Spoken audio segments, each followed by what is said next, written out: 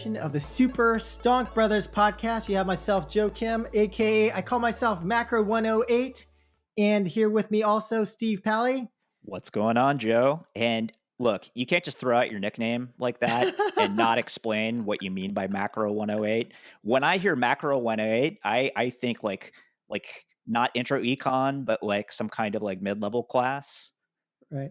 Well, I think macro in the sense of I'm trying to think about big macro trends, and then Okay. 108 in terms of like the magic Hindu number, one meaning Oh. unity or existence, zero Uh-huh. meaning nothingness, and eight meaning infinity. So anyway, I'm just calling myself that for now. All right. Who knows? I like I it. might change it up. But maybe for the audience, just to let them know why we're starting this podcast, you want to kind of lay the groundwork about what we're talking about and what the focus of what we're going to be speaking to is? Yeah, absolutely. This is an investing podcast. And there are plenty of investing podcasts already. You Right. and I both have done other podcasts. Yep. You have a successful games business podcast and your own YouTube show.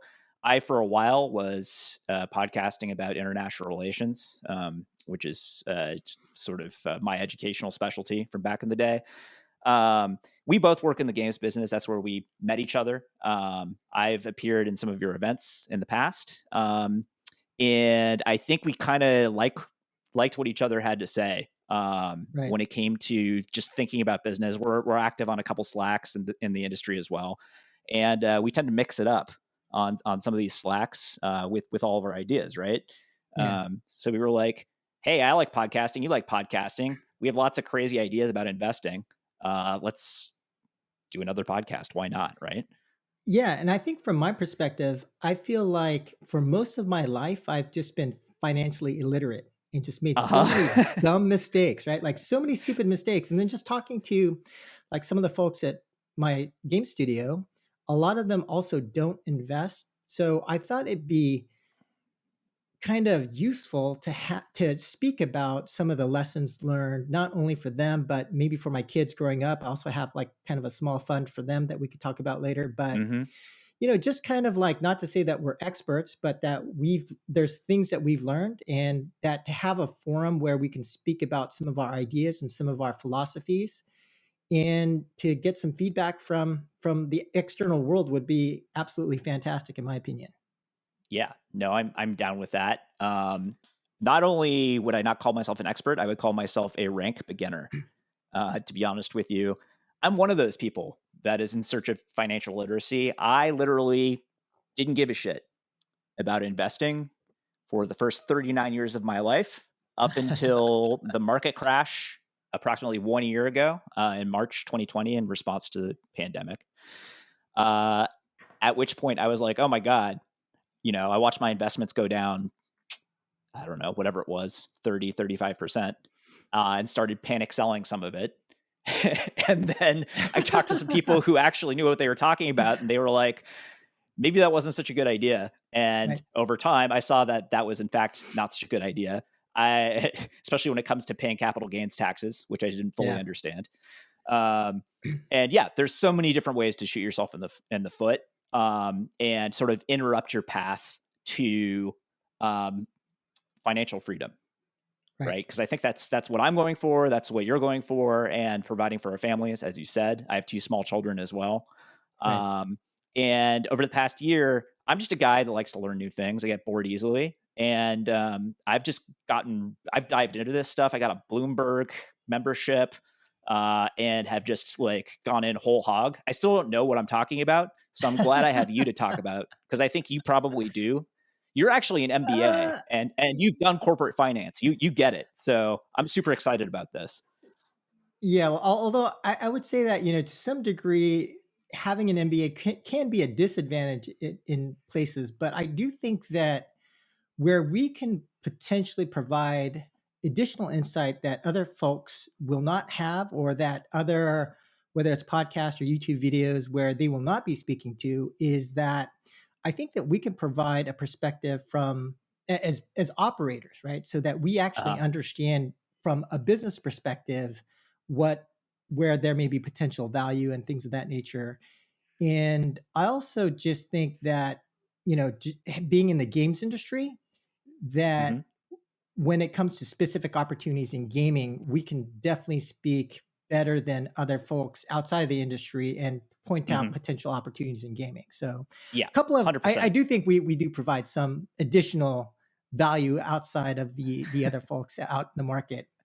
But in terms of like the focus of this first episode, I thought we could Mhm. kind of lay the groundwork in terms of like why we're starting this, and then also to talk about a specific theme, which is why we believe that the current investment environment, so 2021, Mhm. why the investment environment today moving forward may not look like how it's been in the past. Mhm. And do you want to? I mean, I can go ahead and kick off some of my thoughts, or if you want to kind of start as well, Steve. What do you think? Yeah, so look, man, as you know, I'm something of a futurist. I have some ideas about what is already happening, what is likely to happen in the years and decades to come that Yeah, a lot of people would consider fanciful or far fetched or perhaps even science fictional. I don't think it is science fictional.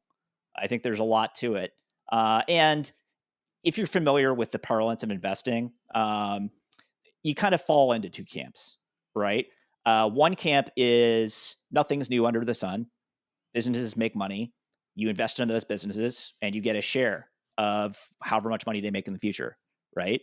And that will more or less continue. You have good companies, you have bad companies.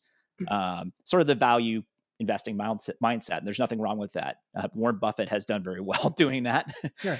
Yeah, to name just one example, right? Then there's another sort of prevailing mindset, which is the growth mindset, which is, well, things are clearly changing, right? We're on, the precipice of some kind of, I guess you could call it technological precipice, uh, perhaps. And it boils down to the phrase, no, this time really is different.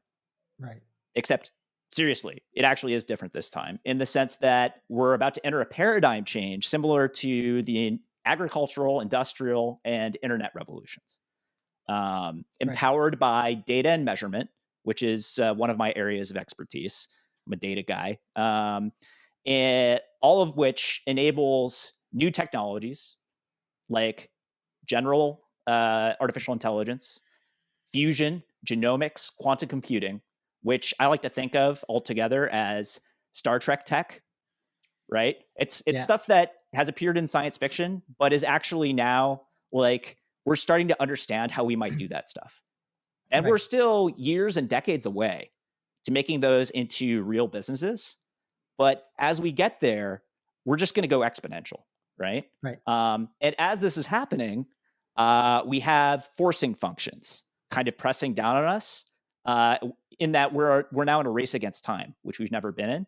And the main one is, of course, the climate forcing function, which means that either we change the basic underpinnings in terms of where our civilization gets its energy, which our civilization is super energy dependent, uh, and we do that in the next couple decades, or bad things happen and we do not pass go. We do not collect $200. We go back several hundred to thousand years, probably, Yeah. and perhaps hundreds of millions to billions of people die. And I think of this as a race against entropy to reach a Right. future of limitless abundance. And that is a mouthful, but that's actually what I think is happening. Right, right. And I mean, I think what you're speaking to also, like when you look back in history, that there have been like these long-term cycles, right? Something like, for people who are familiar with the book, The Fourth Turning, speaks Hmm. about what Ray Dalio speaks about in terms of long-term debt cycle.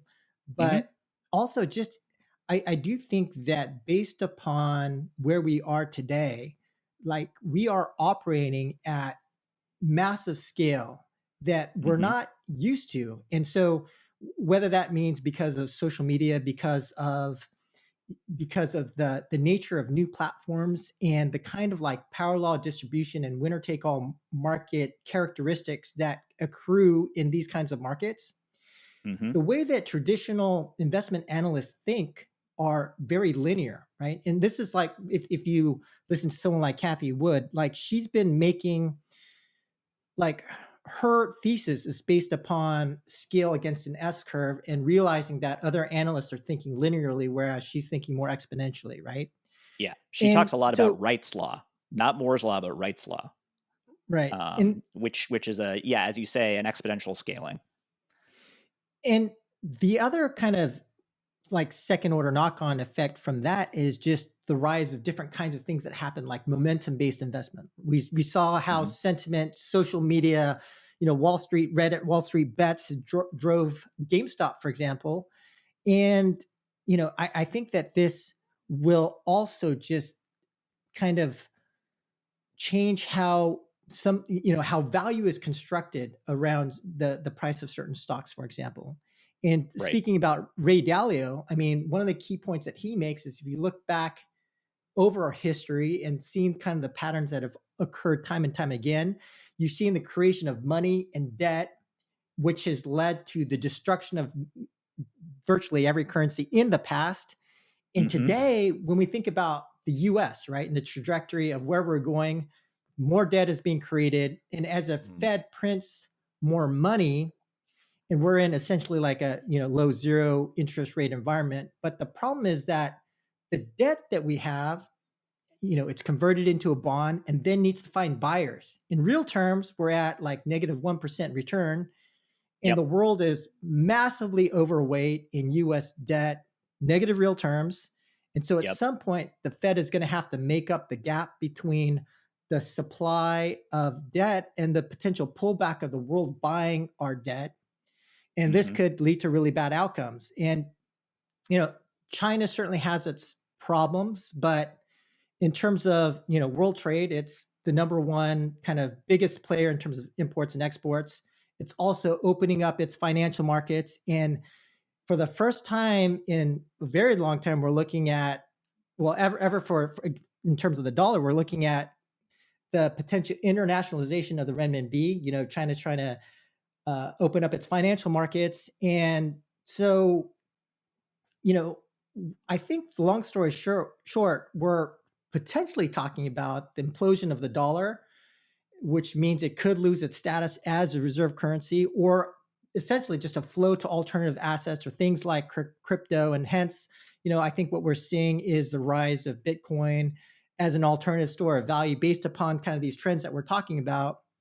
And so I think that there's just all of these changes happening, which is causing an environment, I think, looking for in 2021 forward, where we could see a lot of volatility and a lot of big changes that we're just not used to. And so for me, part of like starting this podcast with you, Steve, is just because the world is so complex, because all these things are happening, because I think we're in a different environment, having a place to talk about all these big changes occurring and to get external, you know, kind of feedback and inputs from other folks too would be, really, really valuable, I think, for me and hopefully for other people out there listening.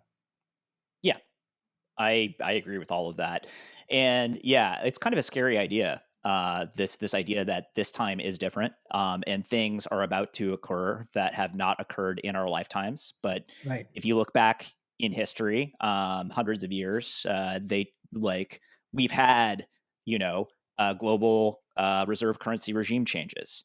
We've had Right. sovereign debt defaults. Right, these things Right. do happen to other countries in the historical record.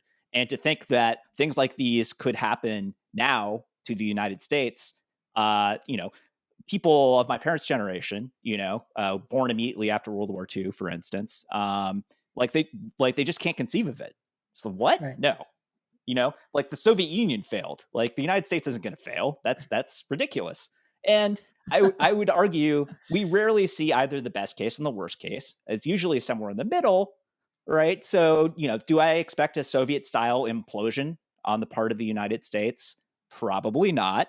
But like political paralysis is already here. Polarization is already here. I think Right. that's incontrovertible. You don't need to Right. be a political scientist to like, understand that and agree with it, Right. regardless of your political orientation, right? Whether you're on one side or the other, it's like not a whole lot of stuff is getting done at this point in the United States. People outside the U.S. who are buying our debt, because it has been since World War II the safest place to put your money, with a real return, are now looking at that and wondering whether or not that's going to continue to be the case. And they have good Right. reason to wonder. I myself, as you know, am long Bitcoin. And I'm not necessarily an extreme libertarian like some of the like Bitcoin extremists out there. I think those guys are mostly full of shit. But I'm pretty happy with my investment so far. I'll just put it that way. Yeah, sure. Yeah, yeah. Um, it's working out. The counter argument to being worried about the United States and where the United States is headed, particularly from a debt financing perspective, is, well, what's the alternative? There is no alternative yet, right? However, I think you're right to call out China as a real potential alternative in the next several decades, let's call it. They have a long way to go in terms of like establishing international credibility, in terms of freedom of financial markets. They still have capital controls in place and all of that sort of thing. Pretty difficult to become a reserve currency if you have capital controls in place. Right. Um, so, but it's waiting in the wings. And there's no question that Xi Jinping and the Chinese Communist Party are interested in assuming more of the mantle of global leadership. I think that's pretty clear from the actions that they've been conducting over the past 10 years or so. And man, you shouldn't sleep on Europe. I wouldn't sleep on the European Union. It's even with the Okay. loss of the UK, it's still the world's largest domestic market. Right. And they have tremendous regulatory power, as we're seeing in their actions against big tech recently. Yeah. And I mean, So I don't want to appear to be like anti-America because I definitely, happy to be an American, think we still have the best same. country in the world. But when you do zoom out and look at history from more of a Ray Dalio kind of perspective, and you see what's happened time and time again, it's just like, well, I hope we can keep it together. Yeah, It's like, maybe this time is different for yeah, the United States, and the United States just enjoys hegemony for the next 1,000 years. right, Um, that is pretty rare historically. It's right. it's happened. What I guess you could say, Qin China or Qing China and the Roman Empire. Mhm. Depending on how you count. But yeah, it seems like things are accelerating. They're not necessarily drawing out in terms of these cycles. It seems like everything's accelerating. Right. In that, I don't even understand. I'm not even 40 yet. I turned 40 later this year, and I already don't understand like the last 5 years of like social media technology. We were just Yeah. And talking earlier. Like I haven't even used Clubhouse yet. Like so yeah, it's right. like things are starting to move faster and faster. So it's kind of like I forget who coined this phrase. Somebody asked somebody else, "Well, how did you go bankrupt?" And the answer was gradually and then all at once, Right. right? Yeah. And so it could be kind of a similar process with the U.S., where it's like, well, things definitely aren't great, but nobody's anticipating a collapse. But I don't think you can rule it out, right? I don't want it to Right. happen at all, obviously. But yeah, we're entering dicier territory than we've been in for quite some time. Right. But I think just in terms of like the objective behind this podcast, I feel like because of all the complexity that we're talking about, I think that it would be useful for us to just dive deeply into each of those specific topics, like whether we're Okay. we're talking about debt, whether we're Mm-hmm. talking about potential for inflation, whether we talk about Bitcoin, or we can share some of our perspectives in terms of so I'm actually very bullish on Tesla, and I can Mm-hmm. share like some the thesis behind why, which might be a little bit different from some of the other folks out there. But Mm-hmm. yeah, I think that from my perspective, being able to go deeply into each of these areas and sharing that knowledge, and hopefully getting folks out there to that find this useful and that can share back with us would be fantastic. I agree. I personally am here to learn from you, Joe, and also, man, there's no way better to learn than having to figure out what to talk about on a podcast. I've found so you don't sound like a complete idiot. But as I said earlier, I am a beginner, and I want to remain humble about what I know and what I don't know. Um, Yeah. and I think to whatever extent you and I have differing ideas about how to invest and what makes sense and what doesn't, that will make for interesting and productive debate. I'm looking forward to that. And perhaps over time, cultivating a community where we can get some guests in the door too and pick Yeah, their that would brains be on specific areas of expertise. that would be awesome. And most of all, have fun, because if it's not fun, we're not going to do it, right? Bottom line. Absolutely. Absolutely. Yeah. All right. Well, I think that basically it for the first episode. Hopefully, you found something that we talked about useful today. And I think in the next episode, what we'll talk about is kind of a way of coming up with an investment strategy. What does that look like, and how I'm approaching, how Steve's approaching it. And hopefully, you'll find some value from the way that we think about that as well. So until next time, everybody, please stay tuned. Awesome. Thanks, Joe.